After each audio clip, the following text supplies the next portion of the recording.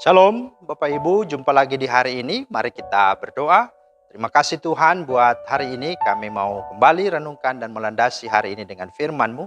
Buka hati kami ya Roh Kudus agar kami mengerti dan menjadi pelaku firman-Mu. Haleluya, amin. Bapak Ibu, firman Tuhan kita terambil dari 1 Korintus 13 ayat 5, bagian yang ke-5 ya. Ia tidak melakukan yang tidak sopan. Itulah dasar renungan kita dan tema kita, ya kasih itu tidak melakukan yang tidak sopan. Dengan kata lain, kasih itu sopan. Ya. Nah, mengapa kesopanan itu dikaitkan dengan kasih? Ya kan? Apa hubungannya? Nah, saudara, kira-kira apa sih yang mendorong kita ketika mau bertemu calon besan, calon mertua, kita menantu gitu ya. Bertemu pejabat ya. Kita bertemu pasangan kita itu selalu kita melakukannya dengan sopan, dengan baik, ya. Nah, mungkin kan ketemu mertua terus sembarangan gitu ya. Pasti kita atur ya sikap kita atur cara berbicara kita atur juga kelakuan kita. Ya, semua kan itu kita lakukan. Begitu juga dengan para pejabat ataupun juga pasangan kita. Nah, mengapa? Jawabannya adalah oleh karena ya kita menghormati dan mengasihi mereka.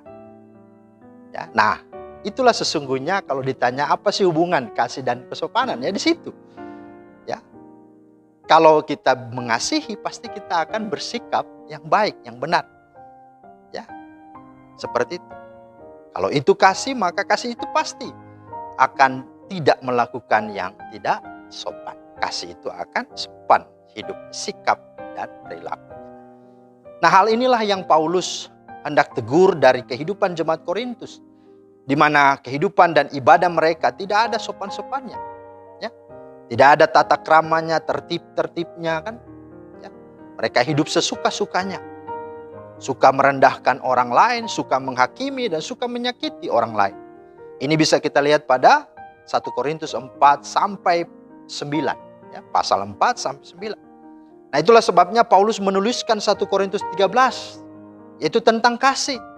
Ia menegaskan apa? Jika meskipun atau sekalipun ya, mereka punya berbagai-bagai kehebatan, ya, baik itu karunia-karunia, iman bahkan maupun juga kepintaran, bahkan pelayanan serta mereka dermawan, berbagi-bagi kepada orang susah. Tapi kalau tidak ada kasih, tidak ada gunanya, tidak ada faedahnya. Ya, dengan kata lain, sia-sia. Nah, saudara, kasih itu akan berlaku sopan. Akan tahu hormat, akan tahu tempat, dan tahu bagaimana harus berespon. Orang yang memiliki kasih memiliki kecerdasan dalam berelasi, dalam juga emosi. Karena ia tahu menempatkan diri dan tahu bagaimana bersikap yang pantas. Pantas dalam berbicara, ya pantas juga dalam berpakaian, pantas juga dalam berperilaku. Ya. Banyak orang masuk gereja pakaiannya, waduh, kayaknya ya kayak ya bahan yang belum jadi gitu ya.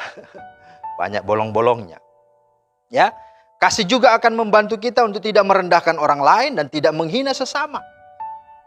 Ingat ya, ketika kita meremehkan orang lain, siapapun, apakah dia orang tua kita, pimpinan kita, guru kita, karyawan kita, atau pegawai rumah tangga kita, atau pembantu kita, siapapun, maka itu sama halnya ia telah merendahkan dan menyakiti Allah.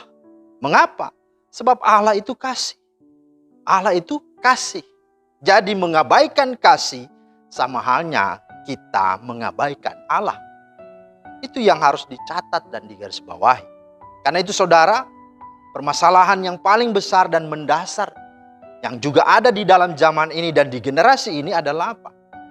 Kasih yang sudah semakin dingin.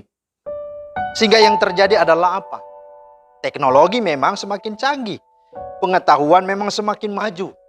Internet semakin cepat dan pesat. Ya kan? Namun, kasih kebanyakan orang kepada Tuhan dan sesamanya akan semakin dingin.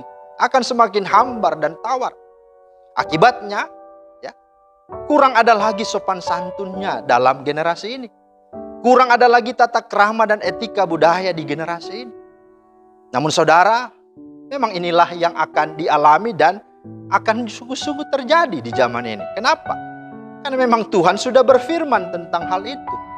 Dalam 2 Timotius 3 ayat 1-4, di sana dikatakan bahwa pada hari-hari terakhir manusia akan mencintai dirinya sendiri, suka membual dan menyombongkan diri. Mereka akan berontak terhadap siapa? Orang tua. Tidak tahu berterima kasih. Ini nggak ada sopan-sopannya. Tidak mempedulikan agama. Jadi sudah tidak lagi hormat kepada gerejanya, agamanya. Kemudian tidak tahu mengasihi.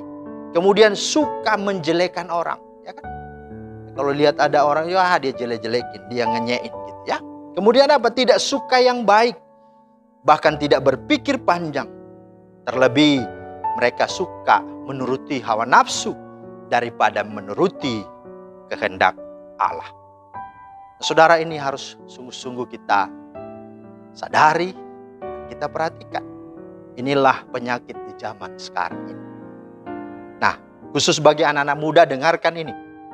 Saat kamu masuk dalam hubungan berpacaran, kamu perlu memperhatikan perlakuan pasangan kamu. Apakah ia sering melontarkan kata-kata merendahkanmu? Apakah ia pernah melakukan hal-hal yang tidak senonoh kepadamu? Jika itu yang dia lakukan, jelas itu artinya apa? Dia tidak mengasihi kamu. Dia hanya menginginkan tubuhmu, kalau engkau wanita. Dan menginginkan apa? Dompetmu, uangmu, kalau engkau pria.